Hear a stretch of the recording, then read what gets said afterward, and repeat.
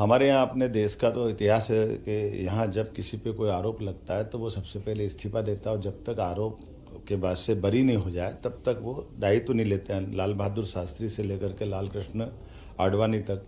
जब हमारे माननीय उप प्रधानमंत्री लाल कृष्ण आडवाणी का एक डायरी में नाम झूठा ही आया था, लेकिन उन्होंने तुरंत सभी पदों से इस्तीफा दिया, यहाँ तक कि सांसद से भी इस्तीफा दिया, और उनने कोर्ट को फेस किया। कोर्ट से फेस होने के बाद ही डिसाइड हुआ कि उनको पार्टी का चुनाव लड़े, और बाद में वो पदाधिकारी हुए। मैं मान के चलता हूँ कि अपने लोकतंत्र में ये पहली ज़रूरत होती है कि अगर कोई उंगली उठ रही है, और वो तो उस पार्टी को जिसके अपने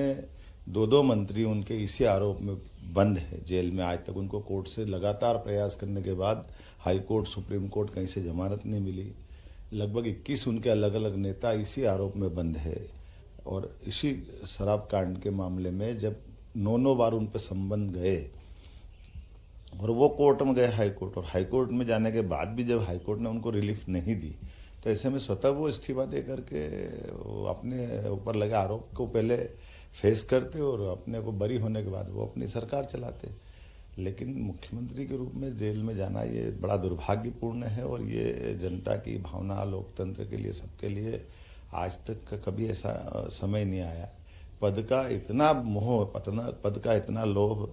हम नहीं समझ सकते कि ये केजरीवाल जी को शोभा देता है। अभी भी मौका था, उनको तुरंत इस्तीफा देना चाहिए। तो अंदर से सरकार चलाएंगे ये मजाक, ये पद का एक तरह से मद चढ़ रहा है कि वो पद को किसी हालत में